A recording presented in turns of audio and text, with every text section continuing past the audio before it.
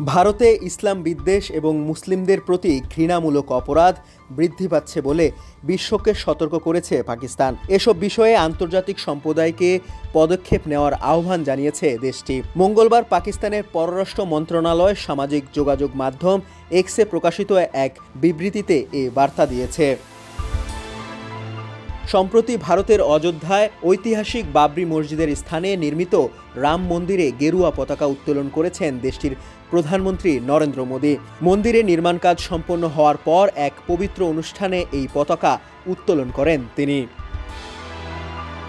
1992 সালের 6 ডিসেম্বর ভারতের হিন্দুত্ববাদী মব ঐতিহাসিক বাবরি মসজিদ ধ্বংস করে। পরবর্তীতে ভারতের আদালত সেই ধ্বংসযজ্ঞের সঙ্গে সম্পৃক্ত সবাইকে খালাস দিয়ে মসজিদের স্থানে মন্দির নির্মাণের অনুমোদন দেয়।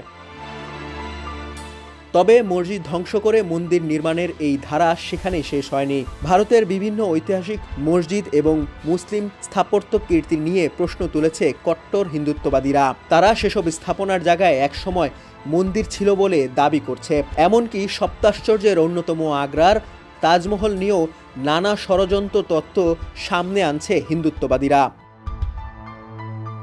এমন পরিস্থিতিতে ভারতের ইসলাম বিদ্বেষ নিয়ে নানা শঙ্কা প্রকাশ করছে পাকিস্তান। বিবৃতিতে পাকিস্তানের পররাষ্ট্র মন্ত্রণালয়ের মুখপাত্র তাহির হুসাইন আন্দ্রাবি বলেছেন, অনেক ঐতিহাসিক মসজিদ এখন হুমকির মুখে।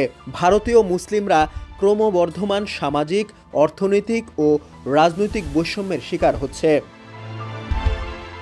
মুখপাত্র আরও বলেন, ভারতে বাড়তে থাকা ইসলাম বিদ্বেষমূলক বক্তব্য এবং ঘৃণা প্রণোদিত হামলার বিষয়টি আন্তর্জাতিক সম্প্রদায়কে গুরুত্ব সহকারে বিবেচনা করার আহ্বান জানাচ্ছে পাকিস্তান।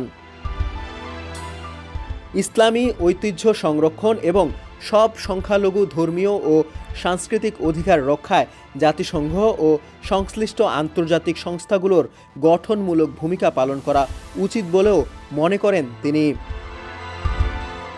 একই সঙ্গে ভারত সরকারের প্রতি আন্দ্রাবির আহ্বান, ভারত সরকারকে আহ্বান জানাচ্ছি তারা যেন মুসলিম সহ সব ধর্মীয় সম্প্রদায়ের নিরাপত্তা নিশ্চিত করে এবং তাদের উপাসনালয় সুরক্ষা আন্তর্জাতিক মানবাধিকার বাধ্যবাধকতার আলোকে নিশ্চিত করে।